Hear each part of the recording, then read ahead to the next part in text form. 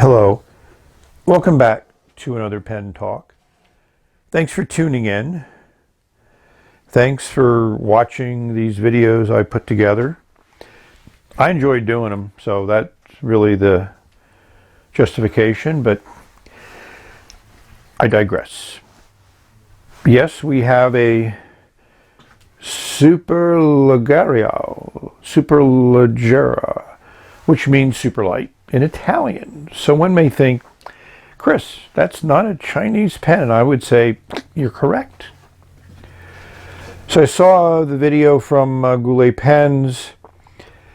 I love pocket pens. I felt this one deserved a closer look. And also, I believed it deserved to be in my collection. So which one did I get? And I got the Stealth. Mainly because I have a number of demonstrator transparent pocket pens made of acrylic. I don't have a Stealth one. So this one was the one I wanted. And I have other Stipula pocket pens, and we'll take a look at those when I do my comparison, but let's focus on this one. Nice metal box, reminiscent of Kaweco, and also D-like. Very clean instruction manual. And if you flip it over, it tells you to unscrew the barrel, open up one of the tubes of ink, which you'll see in a minute, pour it in, and start writing. You know, and it's warranted and all those good things. And here's the package. I'm impressed. I really like the packaging. You have your eyedropper, you have your pen, and you have two 2-milliliter vials of Stipula ink, I'm assuming. One black, one blue. The eyedropper is in reverse to fit into this, so you have to take the end off, put it on here if you're going to use an eyedropper. But because of these ink sample vials that they give you, you really don't need to eyedropper it. And I have to say, this is the first eyedropper only pen that has come up with a system of including ink with the pen.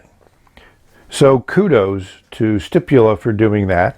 Kudos for really nice packaging, clean packaging, functional packaging, and you got a cool metal box when you're all done with some nice Italian super light printed on the cover. So let's pop the pen out. Everything's nice and secure in here. And the first thing that your reaction is, this pen feels nice. It's a texture I've never really felt before on a pen. It feels kind of like it's been dipped in some type of rubbery paint. Kind of reminds me of maybe what was put on a tennis court at one time. It just feels good, and it is light. We'll give you the weights there. No markings whatsoever. This is about as stealthy as you can get. And probably most people would not look at that and say, is that a pen? Classic unscrew cap, and it is on there securely. A little bit over a turn to unscrew it, and you can see there's a kind of like a Teflon insert into the cap, which matches up to these threads, and also there's threads on the back, because this is not a pen that you'd really want to use for any length of time in this diminutive size. So like the other Stipula pocket pens, the cap screws on to the back of the barrel, and now you get a decent sized pen. As you can see, it fits well in the hand. The section is a good size. I mean, ergonomically, again, very well done. And I just can't get over the feel of this texture. I'm really happy I got the Stealth version of the pen. And it does have a stealthy nib. It'd be nice if that would have been a matte nib instead of a shiny nib, but I'm certain it's probably plated with something, I would hope, that holds up. Your classic plastic feet on the back end. So overall, my first impressions are very, very good. I had trepidations about the pen because I've been kind of really happy with my Chinese pens, but one cannot live by Chinese pens alone. And I've enjoyed my other Stipula pocket pens, which will segue into what I have. The box is big. We're not talking anything like before. We brought the camera back a little bit. I had to bring the camera away from the desk a little bit to give you this box. This is a classic Stipula box from the early 2000s. You know, slide off sleeve. I love that Italian red. If they'd have had a Stelvio in this color with red leather interior, I may have owned a Stelvio now instead of the Subaru Crosstrek, which I'm very happy with. The lid just pops up and we'll see some really nice velour, you know, gold stamping there.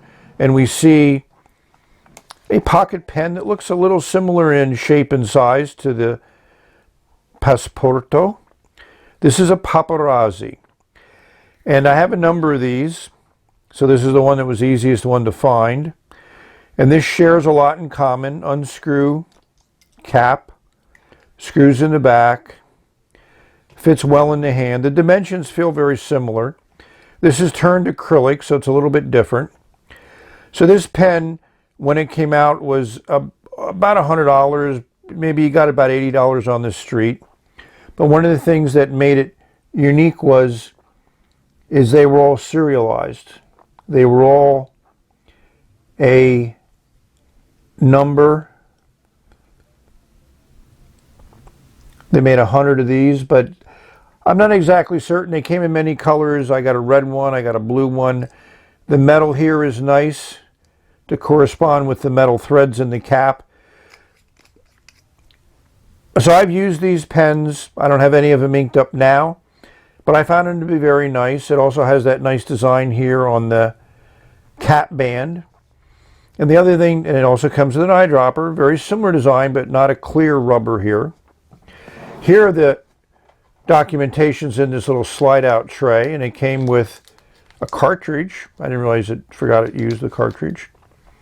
So here's a little tab on this, but I did a full review on these a little bit earlier. A nice envelope, certificate of authenticity, and all those other things. So packaging-wise, this thing certainly is a little bit more than you need. I really like what they've done with the new Passaporto. So I think the paparazzi was an upgrade to the Passaporto. But again, you know, for $40, I think they did a nice job in giving you now a nice Italian pocket pen that's unique. Here we are with the pen disassembled.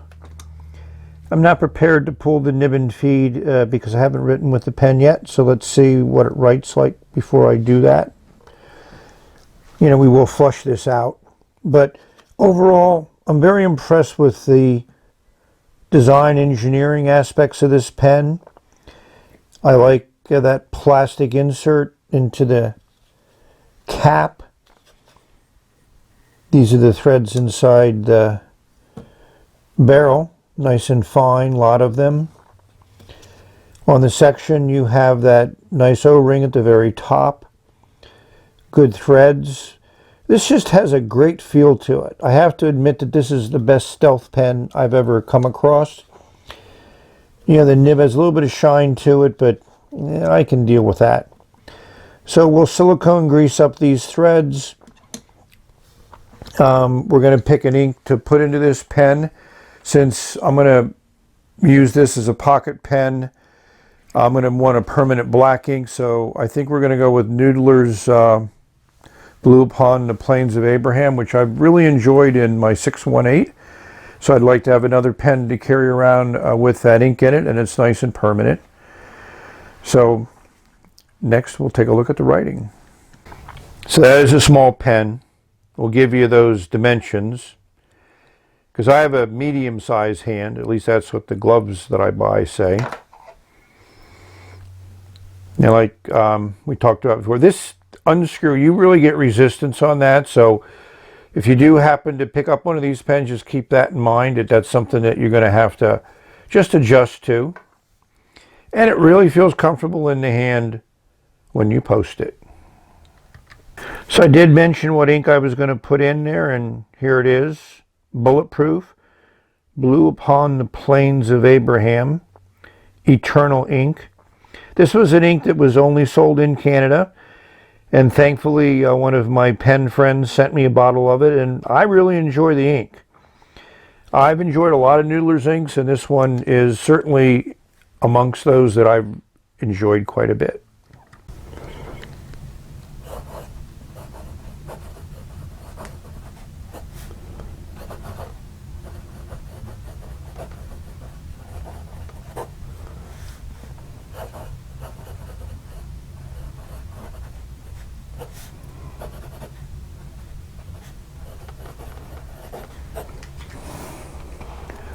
Hopefully you can't hear that nib on paper because it is very smooth.